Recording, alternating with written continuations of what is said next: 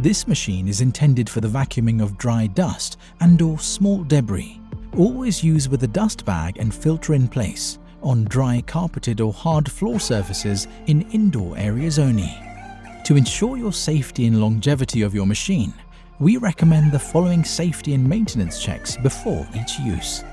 Clean the motor filter by turning the plastic cage on the inside of the lid anti-clockwise to release and lift away the filter. Tap gently to loosen fine dust and replace.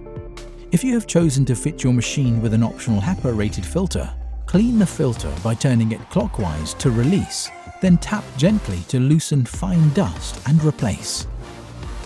Alternatively, you could use your dusting brush attachment to clean the filter. Clean the synthetic filter cover by brushing it down with the dusting brush supplied. If you are using the reusable sealed SMS dust bags, remove and empty them by sliding off the sealing clip at the bottom to release the contents. Reconnect the sealing clip before replacing back into the machine. If you are using a disposable paper dust bag, simply remove, dispose of and replace when they are full. Always fully extend the power cord before connecting to a power outlet.